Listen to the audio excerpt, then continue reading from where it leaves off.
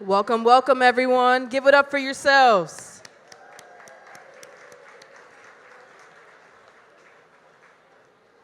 The food is really good, so I hope you guys are having a good time and enjoying that. We are going to get started with a couple of guest speakers. I'd like to introduce myself. My name is DJ Michelle B.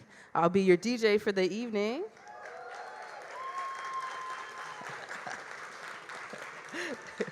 A little bit about me. I've definitely spent my life at Pillsbury House and Pillsbury United Communities. About 20 years ago, I walked into Pillsbury House for summer programming, and I met Noelle for the first time, Noelle and Faye. And they were company members at the theater. And ever since then, I was involved in a lot of the art programming, the theater, and clay making and photography and all kinds of things, and I continue to be involved. As a teenager, I started working in the programs. I went to Penn State, which they supported me to do that and to study psychology. I came back and continued to work at Pillsbury House and took more of a leadership in the youth programming. I took a couple of years off and did some more things around the city, went into the school system, and I worked in social education and art therapy, and now I'm back at Waite House. So it's like I'm back with the family again. And so I have the pleasure of being the youth media coordinator at Waite House, which involves the KRSM the radio station and integrating youth programming. So I go into schools. I work with the youth at Waite House, and we do audio journaling and podcasting and radio, and I teach them how to use the equipment and just learn sound engineering and learn how to host shows and all that. So I am very happy to be back with family. It's something that I very much appreciate, having gone into the school system, which was really trying and very difficult, and so I really appreciate being back in an organization where I'm respected and a place where I've just been my whole life. So just give it up for everyone that's been a part of Pillsbury, supporters, all of you. All right. So next, I will be welcoming Dr. Laura Bloomberg. She's the Dean of the Humphrey School of Public Policy at the University of Minnesota and Pillsbury United Communities Board Chair. Welcome.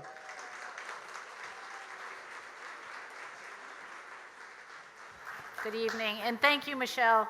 I have to say that anybody who can do what you do with all that stuff that's in front of you is a genius in my book. It's really intimidating when you look at it from up here. There's a lot of stuff there.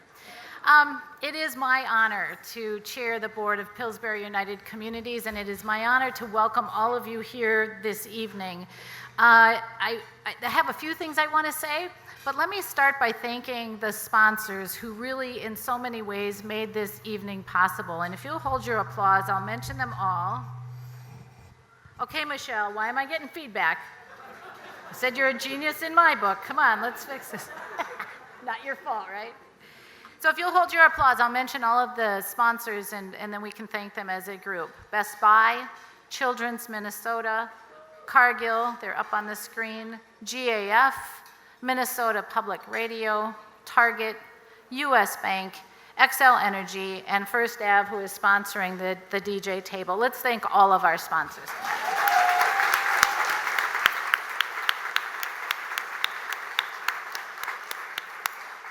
I'd also like to just quickly recognize as a group my fellow board members who work really hard to provide the support that we think we should be providing as board members to this remarkable organization. So if you are a Pillsbury United Communities board member, past or present here, could you please stand so we can thank you?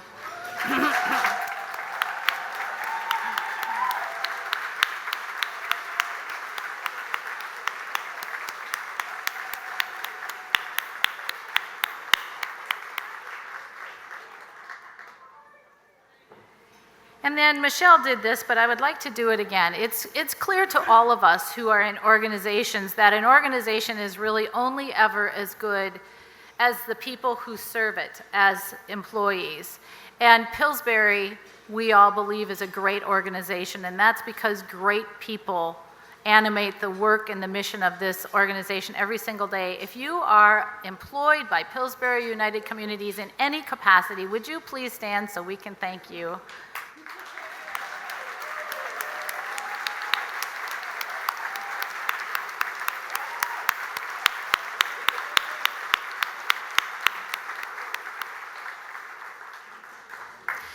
So I'd like to situate this evening's activities, festivities in time and space. This is something that I have come to do quite a lot because I think it's really important. So think about this. We are situated here in this lovely space that's called the machine shop. If you don't know the history of it, it was in fact, not surprisingly from the way it looks, a machine shop, and it was part of the Pillsbury Mills, the Pillsbury A Mill, which was at that time it was the largest flour mill in the country. And this machine shop where you're sitting is the place that designed at that time state-of-the-art equipment for milling and repaired that equipment so that the mills could run. And at that point in the history of this city, the A Mill was one of the largest employers. So in so many ways, I think it's poignant that this organization that provided hope and opportunity and jobs and nourishment for the people of this city back in the day is now the home for a festival and a festive event, like this, for Pillsbury United Communities. All of this, where we're sitting tonight, the machine shop, the Pillsbury Mills, as we know, are situated on the traditional and sacred homelands of the Dakota people.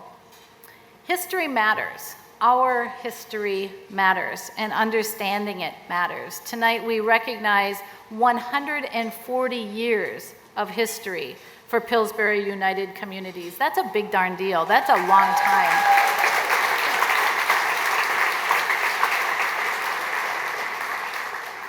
For 140 years, this organization has stood on the side of justice for people who often are denied justice, or for people who don't have the opportunity that many of us in this room tonight have to take the question of justice for granted.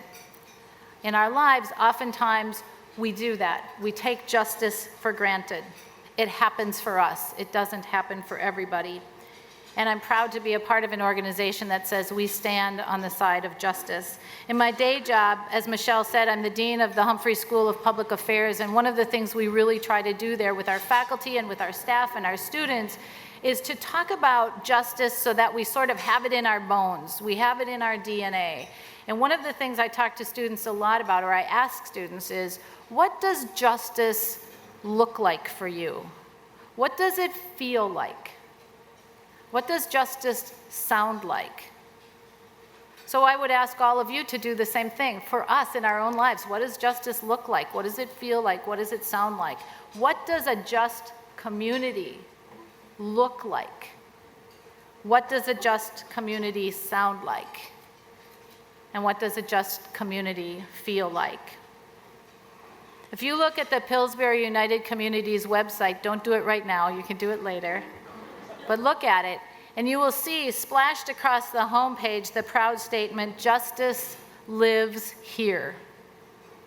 I want to be a part of making that a reality in this community. I believe you all are here because you want to be a part of making that a reality in this community. Thanks so much for being a part of this evening and for being a part of the mission that justice lives here.